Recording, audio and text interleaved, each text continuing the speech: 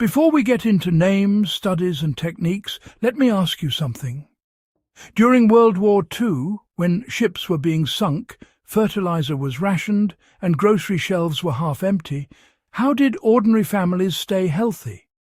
How did factory workers, farmers and soldiers' families keep their strength when meat was scarce and fresh vegetables were limited? The answer is not just Victory Gardens and canned food. Part of the answer lies in a wild plant that grew in sidewalk cracks, farm fields and empty lots. A plant most of us now spray with poison without a second thought. During the war, it was eaten, dried, traded and respected. Today it is called a weed, and it contains more omega-3 fatty acids than spinach, kale and most cultivated greens. If you stay with me for the next few minutes, you are going to learn why this plant mattered, how it helped sustain a generation, why modern agriculture turned against it, and how you can safely bring it back into your own kitchen and garden. The plant we are talking about is purslane, scientifically known as Portulaca oleracea. During World War II, purslane was quietly encouraged in home gardens, especially in Europe and parts of rural America. It grew fast, tolerated drought, survived poor soil, and required no fertilizer. More importantly, it was dense in nutrients at a time when vitamins were hard to come by. Purslane contains unusually high levels of alpha-linolenic acid, a plant-based omega-3 fatty acid essential for heart health, brain function, and inflammation control. Studies conducted decades later confirmed what wartime gardeners already knew. Purslane contains up to 5 times more omega-3 than spinach.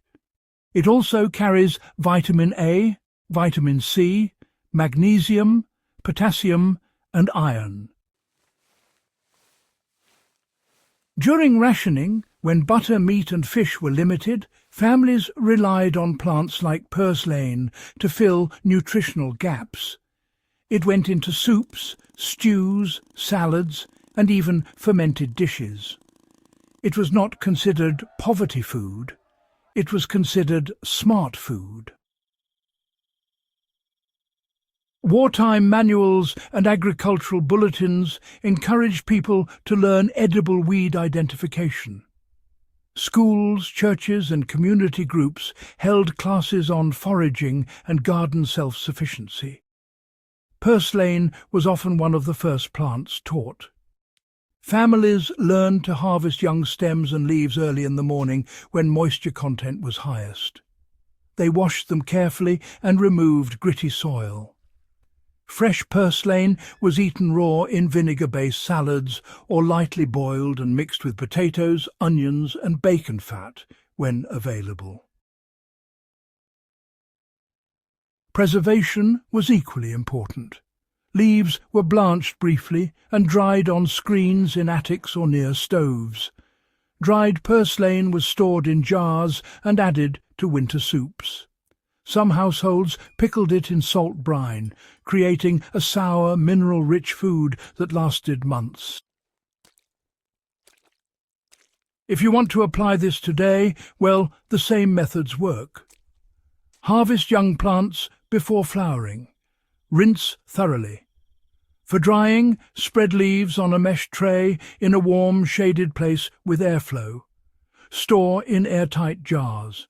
For pickling, pack clean leaves in a jar, cover with 2% salt brine and ferment at room temperature for 5 to 7 days before refrigerating. After the war, farming shifted rapidly. Chemical herbicides, monoculture crops and industrial food systems became dominant.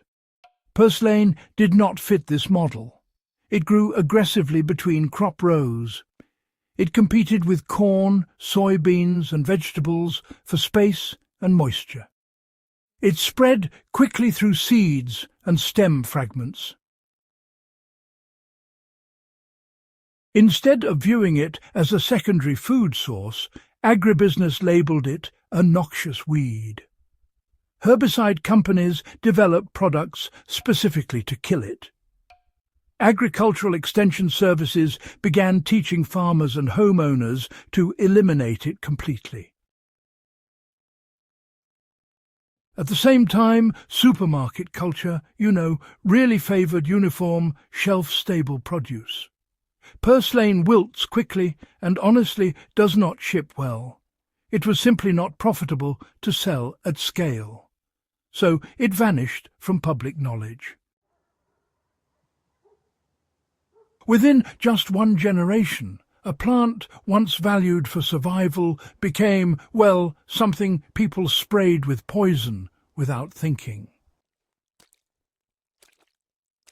If you are interested in reclaiming this lost resource, proper identification is, I must say, absolutely essential. True purslane has smooth reddish stems, thick succulent leaves shaped like small paddles, and yellow 5-petalled flowers. It grows low to the ground in mats. It does not have milky sap.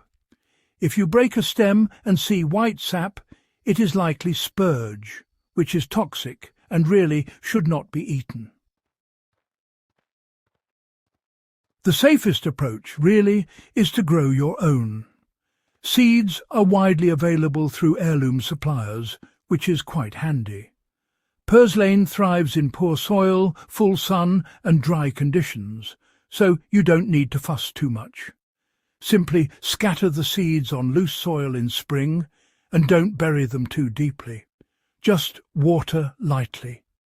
Within about 2 weeks, you'll see sprouts beginning to appear. Harvest by cutting stems with scissors, but be sure to leave the roots intact. It will regrow repeatedly throughout the summer, which is rather convenient. Even one small patch can provide fresh greens for months. Purslane fits perfectly into modern preparedness planning. It requires no fertilizer at all. It resists drought and it grows when other crops fail. Quite remarkable, really. It also self-seeds reliably. In uncertain economic or supply conditions, this sort of resilience truly matters. You can integrate it into raised beds, container gardens, and even gravel pathways. Let it grow where tomatoes and peppers struggle. Add chopped leaves to eggs, soups, rice and stews. You can even blend it into smoothies or mix it into tuna salad or potato salad for a bit of added nutrition. For long-term storage, dry or ferment surplus during summer. A few jars can provide omega-3 rich greens during winter months when fresh produce is expensive or unavailable. Purslane is not just a plant. It represents a mindset that once kept people alive. During World War II, citizens were taught to see value in overlooked resources.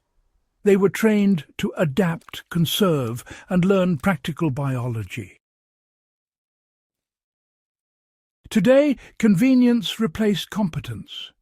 We buy supplements instead of growing nutrients. We trust supply chains instead of building resilience. We spray edible plants while paying premium prices for imported greens. Recovering knowledge like this is not nostalgia, it is practical insurance. If you take nothing else from this guide, remember this. A plant that once helped feed millions still grows at your feet. It has not disappeared. Only the knowledge has. By learning to identify, grow, preserve and use purslane, you reconnect with the tradition of self-reliance that carried families through global crisis. You gain better nutrition, lower food costs and greater independence. That is the kind of history that matters. It is not just about what happened. It is about what still works. If you found this guide valuable, subscribe to the channel, share this video with someone who cares about practical history and food security, and join us as we continue uncovering the forgotten skills that helped a generation survive.